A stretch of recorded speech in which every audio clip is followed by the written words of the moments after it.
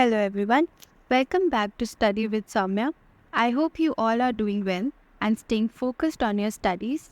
In the last video, we covered everything up to Section 26 of the Patents Act, where we discussed the opposition process and how it can affect patent applications.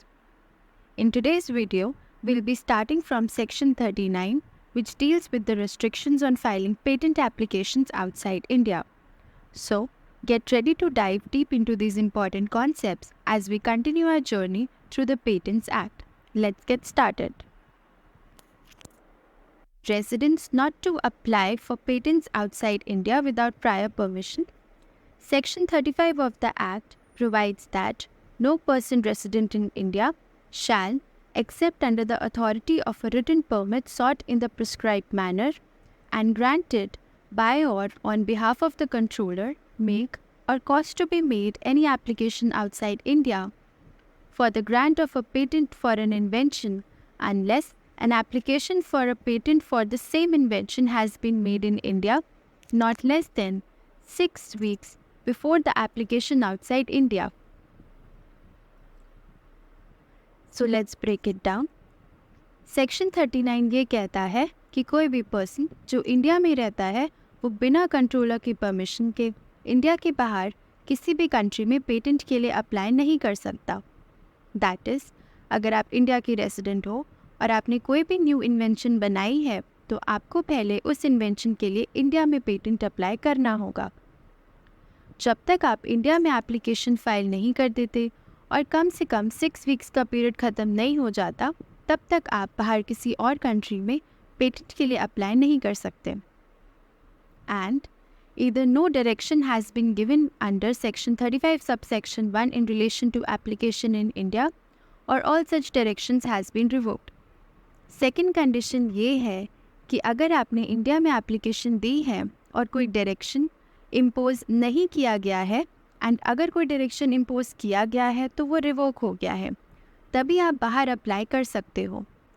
Direction under section 35 subsection 1 is secrecy direction. So हमने पढ़ा कि आप बिना controller की permission के बाहर apply नहीं कर सकते हो, बट उसकी 2 कंडीशंस है। आप कब कर सकते हो? अगर आपने 6 वीक्स पहले एप्लीकेशन कंट्रोलर को दी है एंड कोई भी सीक्रेसी डायरेक्शन आप पे नहीं लगा है। परमिशन लेना क्यों इम्पॉर्टेंट है? ये सेक्शन बना है ताकि इंडिया के अंदर जो भी इन्वेंशंस हो रही हैं उनका रिकॉर्ड पहले इंडिया के पास रहे और वो इन्वेंशंस जो इंडिया के लिए इम्पॉर्टेंट हो सकती हैं उनको हम पहले ही इंडिया में प्रोटेक्ट कर लें। इसीलिए अगर आपकी इन्वेंशन डिफेंस या एटॉमिक एनर्जी से रिलेटेड है तो कंट्रोलर बिना सेंट्रल गवर्नमेंट की परमिशन के आपको बाहर अप्लाई करने की परमिशन नहीं देगा। The same is given under subsection 2 and subsection 3। एक एक्सेप्शन ये भी दिया गया है कि अगर किसी इन्वेंशन के लिए पहली एप्लीकेशन इंडिया के बाहर दी गई है और वो पर्सन इंडिया के बाहर का रेसिडेंट है, that is if he is a foreigner, तो इस सेक्शन का कोई इफ़ेक्ट नहीं है। मतलब अगर आप इंडिया के बाहर के रेसिडेंट हो और आपने पहले से बाहर अप्लाई किया है तो आप इस सेक्शन में नहीं आओगे। फॉर एग्ज़ाम्पल, सपोज़ एक साइंटिस्ट है जो इंडिया का रेसिडेंट है, उन्होंने एक न्यू टेक्नोलॉजी बनाई जो कि लेट्स से ड्रोन्स के लिए बहुत इम्पॉर्टेंट है। अब इस साइंटिस्ट को पहले इंडिया में एप्लीकेशन देनी होगी और जब तक 6 वीक्स नहीं ख़त्म हो जाते तब तक उसे बाहर किसी और कंट्री में अप्लाई करने की परमिशन नहीं है। अगर उन 6 वीक्स में कंट्रोलर कोई रेस्ट्रिक्शन नहीं लगाता तभी वो बाहर अप्लाई कर सकते हैं। एंड अगर ये टेक्नोलॉजी डिफेंस से रिलेटेड है तो कंट्रोलर की परमिशन के बिना कंट्रोलर आपको परमिट नहीं कर सकता। इस सेक्शन का पर्पस ये है कि अगर इन्वेंशन कंट्री के लिए सेंसिटिव है तो उसका पहले प्रोटेक्शन इंडिया में हो और वो इन्वेंशन सबसे पहले इंडिया में ही अवेलेबल रहे। Next is section 43 grant of patents. Section 43 dealing with grant of patents provides that where an application for a patent has found to be in order for grant of patent and either the application has not been refused by the controller or the application has not been found in contravention of any provisions of the Act, the patent shall be granted as expeditiously as possible to the applicant. Section 43 के अंदर ये बताया गया है कि अगर एक patent application सभी क्राइटेरिया को फुलफिल करती है और किसी भी वजह से कंट्रोलर ने उस एप्लीकेशन को रिजेक्ट नहीं किया है, तो पेटेंट को जल्दी से जल्दी ग्रांट करना चाहिए। इस ग्रांटिंग प्रोसेस ये है कि अगर पेटेंट एप्लीकेशन में सब कुछ ठीक से सबमिट किया गया है एंड वो किसी प्रोविज़न को वायलेट नहीं करती है, तो कंट्रोलर पेटेंट ग्रांट करने के लिए प्रोसीड करता है। पेटेंट ग्रांट करने का प्रोसेस ऑफिशियली कंप्लीट तब होता है जब पेटेंट ऑफिस का सील उस पेटेंट पर लग जाता है एंड उस डेट को पेटेंट रजिस्टर में एंटर किया जाता है। Let's read.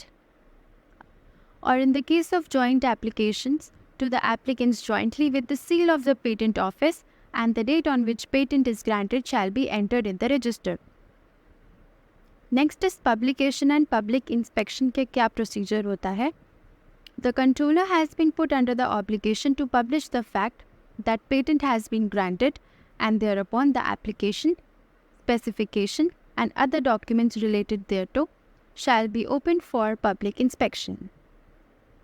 जब एक बार पेटेंट ग्रांट हो जाता है तो कंट्रोलर के ऊपर ये रिस्पॉन्सिबिलिटी होती है कि वो इस चीज़ को पब्लिश करे कि पेटेंट ग्रांट हो गया है। इसके बाद जो भी एप्लीकेशन, स्पेसिफिकेशन या कोई भी रिलेटेड डॉक्यूमेंट्स है उस पेटेंट से, वो पब्लिक इंस्पेक्शन के लिए अवेलेबल हो जाते हैं। मतलब कोई भी इंटरेस्टेड पर्सन उन डॉक्यूमेंट्स को देख सकता है। फॉर एग्ज़ाम्पल, सपोज़ ए ने एक न्यू मशीन का पेटेंट अप्लाई करा, उसने सारी रिक्वायरमेंट्स पूरी करी एंड कंट्रोलर ने उसकी एप्लीकेशन में कोई भी प्रॉब्लम नहीं देखी एंड कंट्रोलर ने उस पेटेंट को ग्रांट कर दिया। उसके बाद पेटेंट के ऊपर सील लगा के उसको रजिस्टर में एंटर किया जाएगा। अब जब ये प्रोसेस कंप्लीट हो गया है तो कंट्रोलर ये इन्फॉर्मेशन कि पेटेंट ग्रांट हो गया है इसको पब्लिश करेगा एंड पेटेंट से रिलेटेड सारे डॉक्यूमेंट्स पब्लिक इंस्पेक्शन के लिए ओपन होंगे। ये सेक्शन इंश्योर करता है कि पेटेंट ग्रांटिंग प्रोसेस को क्लियर और ट्रांसपेरेंट रखा जाए ताकि सबको पता हो कि किस इन्वेंशन का पेटेंट ग्रांट हो चुका है और किस तरह से वो पब्लिक के लिए अवेलेबल है। Next is section 47, grant of patent subject to condition. Section 47 में बताया गया है कि जब एक पेटेंट ग्रांट किया जाता है तो उसके साथ कुछ स्पेसिफिक कंडीशंस भी लगाई जाती हैं। ये कंडीशंस मेनली गवर्नमेंट के यूज़ के लिए होती हैं ताकि कंट्री की ज़रूरत के हिसाब से इन्वेंशंस का सही यूज़ हो सके। Let's understand these conditions in detail. First is any machine apparatus being used by the government। अगर किसी मशीन या किसी आर्टिकल के लिए पेटेंट दिया गया है तो गवर्नमेंट उस मशीन या आर्टिकल को इंपोर्ट कर सकती है या फिर खुद बना सकती है, लेकिन सिर्फ अपने पर्सनल यूज़ के लिए। सपोज़ किसी ने एक नया मेडिकल इक्विपमेंट बनाया तो गवर्नमेंट अपने हॉस्पिटल्स के लिए उस इक्विपमेंट को बिना पेटेंट होल्डर की परमिशन के इंपोर्ट या मैन्युफैक्चर कर सकती है। Second is any process used by the government. अगर पेटेंट किसी प्रोसेस के लिए दिया गया है तो गवर्नमेंट उस प्रोसेस का यूज़ अपने लिए कर सकती है बिना पेटेंट होल्डर की परमिशन के। फॉर एग्ज़ाम्पल, अगर किसी मैन्युफैक्चरिंग प्रोसेस का पेटेंट है तो गवर्नमेंट उस प्रोसेस का यूज़ अपने फैक्ट्रीज़ में कर सकती है, but it should be for their own use only. Third point is for experiment and research purpose. जो भी मशीन या प्रोसेस पेटेंट हुआ है उसको कोई भी पर्सन सिर्फ एक्सपेरिमेंट या रिसर्च के लिए यूज़ कर सकता है। इसका मतलब ये है कि अगर कोई स्टूडेंट या साइंटिस्ट उस मशीन या प्रोसेस को स्टडी करना चाहता है तो वो यूज़ कर सकता है, but it should not be for commercial purpose. For example, suppose कोई एजुकेशनल इंस्टीट्यूशन कोई प्रोसेस या मशीन कैसे वर्क करती है वो सिखा रहा है तो उसे उस पेटेंट का इन्फ्रिंजमेंट नहीं मान सकते। And fourth is rule for medicine और ड्रग्स। अगर पेटेंट किसी मेडिसिन या ड्रग के लिए है तो गवर्नमेंट उस मेडिसिन को अपने यूज़ के लिए इंपोर्ट कर सकती है और अपने हॉस्पिटल्स या डिस्पेंसरीज में डिस्ट्रीब्यूट कर सकती है। यहाँ पर गवर्नमेंट का फोकस पब्लिक हेल्थ सर्विसेज को इम्प्रूव करना होता है। जैसे अगर एक नई वैक्सीन का पेटेंट है तो गवर्नमेंट उस वैक्सीन को अपने हॉस्पिटल के थ्रू लोगों तक पहुँचा सकती है बिना पेटेंट होल्डर की परमिशन के। ये कंडीशंस इसलिए लगाई गई हैं ताकि पब्लिक वेलफेयर और रिसर्च को प्रमोट किया जा सके बिना पेटेंट होल्डर के राइट्स को वायलेट किए। So let's summarize section 47। Section 47 में हमने 4 कंडीशंस पढ़ी। फर्स्ट इज़ अगर कोई भी मशीन या आर्टिकल गवर्नमेंट यूज़ कर रही है। Second is any process used by the government. Third is any process or machine or article used for experiment or research purpose. And last is rule for medicine and drugs.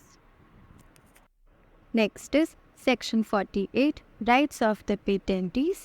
It provides that subject to the other provisions contained in the Patents Act and the conditions specified in section 47, a patent granted under the act shall confer upon the patentee. And then we have 2 points. Section 48 में पेटेंटी के rights को clearly define किया गया है। इस section के according पेटेंटी को अपनी इन्वेंशन के ऊपर कुछ एक्सक्लूसिव राइट्स दिए जाते हैं, but these are subject to other provisions of patents act and section 47। चलिए इन राइट्स को डिटेल में समझते हैं। First is where the subject matter of the patent is a product, the exclusive right to prevent third parties who do not have his consent from the act of making, using, offering for sale, selling or importing for those purpose that product in India. First is rights on the product that has been patented. अगर किसी पेटेंटी का patent किसी product के लिए है तो उस पेटेंटी को एक्सक्लूसिव राइट मिलता है कि वो किसी भी थर्ड पर्सन को बिना उसकी परमिशन के उस प्रोडक्ट को बनाने, यूज़ करने, सेल करने या इंडिया में इंपोर्ट करने से रोक सकता है। फॉर एग्ज़ाम्पल, सपोज़ एक नया स्मार्टफोन के डिज़ाइन का पेटेंट किया गया है तो बिना उस पेटेंटी की परमिशन के कोई भी दूसरा मैन्युफैक्चरर उस स्मार्टफोन को ना ही बना सकता है ना ही सेल कर सकता है। And if someone does that तो पेटेंटी उसके अगेंस्ट लीगल एक्शन ले सकता है। Next is where the subject matter of the patent is a process, the exclusive right to prevent third parties who do not have his consent from the act of using that process and from the act of using, offering for sale, selling or importing for those purposes the product obtained directly by that process in India. Second is rights on the process that has been patented. अगर patent किसी process के लिए दिया गया है तो पेटेंटी को ये एक्सक्लूसिव राइट मिलता है कि वो किसी भी थर्ड पर्सन को बिना उसकी परमिशन के उस प्रोसेस का यूज़ करने से रोक सके। इसके अलावा पेटेंटी उन प्रोडक्ट्स को भी मार्केट में आने से रोक सकता है जो डायरेक्टली उस प्रोसेस से बने हैं। फॉर एग्ज़ाम्पल, सपोज़ किसी ने एक यूनिक मैन्युफैक्चरिंग प्रोसेस का पेटेंट किया, लेट्स से जिससे एक स्पेशल टाइप का फैब्रिक बनता है, तो बिना पेटेंटी के परमिशन के कोई भी दूसरा पर्सन उस प्रोसेस का यूज़ नहीं कर सकता और ना ही उस फैब्रिक को सेल कर सकता है जो इस प्रोसेस से बना है। ये राइट्स पेटेंटी को अपने इन्वेंशन से बेनिफिट लेने का पूरा मौका देते हैं और उनका प्रोटेक्शन इंश्योर करते हैं। इसलिए पेटेंट होल्डर्स के लिए ये सेक्शन काफ़ी इम्पॉर्टेंट है क्योंकि ये उनके एक्सक्लूसिव राइट्स को प्रोटेक्ट करता है। So let's summarize section 48।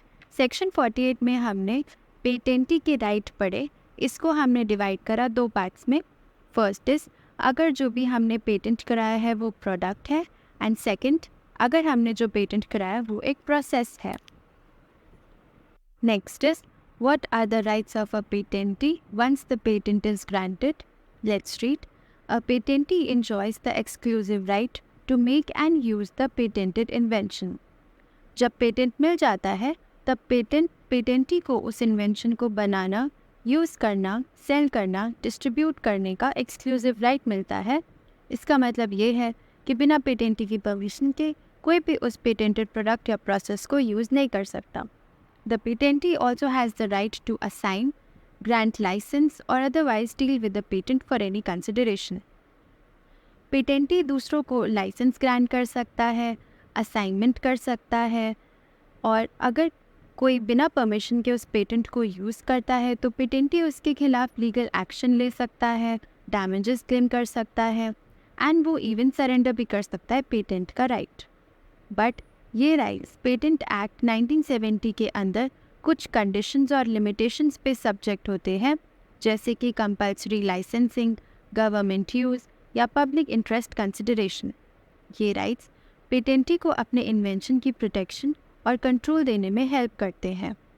The next topic is section 53 term of patent. According to section 53 of the act, the term of every patent which has not expired and has not ceased to have effect on the date of such commencement shall be 20 years from the date of filing of application for the patent. Section 53 में term of patent explain किया गया है। जब भी आप अपने किसी invention के लिए पेटेंट फाइल करते हैं तो उस पेटेंट का टर्म 20 ईयर्स का होता है। ये 20 ईयर्स का पीरियड स्टार्ट होता है उस दिन जब से आपने अपना पेटेंट एप्लीकेशन फाइल किया हो। फॉर एग्ज़ाम्पल, सपोज़ आपने 1 जनवरी 2024 को एक नई मशीन के लिए पेटेंट अप्लाई किया, तो आपका पेटेंट 31 दिसंबर 2043 तक के लिए वैलिड रहेगा। मतलब 20 ईयर्स का पीरियड आपको मिल रहा है। इस पीरियड में आपका पेटेंट सिर्फ आपके पास होगा और आपके बिना किसी और को उसको यूज़ करने का राइट नहीं है। The term of the patent in case of international application filed under the PCT designating India shall be 20 years from the international filing date. अगर आपने अपना पेटेंट इंटरनेशनल लेवल पे फाइल किया है, मतलब पेटेंट कॉपरेशन ट्रीटी PCT के through, और उसमें आपने इंडिया को भी इंक्लूड किया है, तो भी आपके पेटेंट का टर्म 20 ईयर्स का ही होगा। पर इस केस में ये 20 ईयर्स का पीरियड स्टार्ट होगा जब आपने अपनी इंटरनेशनल एप्लीकेशन फाइल करी हो। A patent shall cease to have effect, notwithstanding anything therein or in the Act, on the expiration of the period prescribed for any payment of renewal fee, if that fee is not paid within the prescribed period. आपके patent को valid रखने के लिए आपको हर साल या fixed interval में renewal फ़ी पे करनी होती है। अगर आप ये फ़ी टाइमली नहीं भरोगे तो आपका पेटेंट एक्सपायर हो सकता है। मतलब उस इन्वेंशन पे आपका राइट ख़त्म हो जाएगा और कोई भी उस इन्वेंशन को यूज़ कर सकता है। फॉर एग्ज़ाम्पल, आपके 20 ईयर्स के पीरियड में सपोज़ करते हैं कि 10th ईयर के बाद आपने रिन्यूअल फ़ी पे नहीं करी, तो उस सिचुएशन में आपका पेटेंट एक्सपायर हो जाएगा और उस इन्वेंशन पे आपका राइट ख़त्म हो जाएगा। Notwithstanding anything contained in any other law for the time being in force, on cessation of the patent right due to non-payment of renewal fee or on the expiry of the term of the patent, the subject matter covered by the said patent shall not be entitled to any protection. अगर आपका patent renewal फ़ी ना देने की वजह से expire हो जाता है या फिर 20 ईयर्स का पीरियड कंप्लीट हो जाता है, तो आपके इन्वेंशन पे जो भी प्रोटेक्शन थी वो ख़त्म हो जाएगी। दैट इज़, अब कोई भी आपके इन्वेंशन का फ्रीली यूज़ कर सकता है एंड आपका उस पर कोई भी राइट नहीं है। ये बात समझना ज़रूरी है कि पेटेंट एक्सपायर होने के बाद आपके इन्वेंशन को और कोई प्रोटेक्शन नहीं मिलेगी और कोई भी उसे यूज़ कर सकेगा। इसलिए अगर आप अपने पेटेंट राइट्स को मेंटेन करना चाहते हैं तो रिन्यूअल फ़ी टाइमली पे करना बहुत इम्पॉर्टेंट है। सपोज़ आपका एक पेटेंट 2040 में एक्सपायर हो गया है क्योंकि आपने रिन्यूअल फ़ी नहीं पे करी। उसके बाद कोई भी आपके इन्वेंशन का यूज़ कर सकता है और आपको उस पर कोई भी क्लेम करने का राइट नहीं है। And that brings us to the end of this video. I hope this explanation has helped you to understand all the sections. In the upcoming videos, we'll continue to explore more sections in detail, so stay tuned. If you found this video helpful, don't forget to like, share, and subscribe to the channel. Keep learning, and I'll see you in the next part.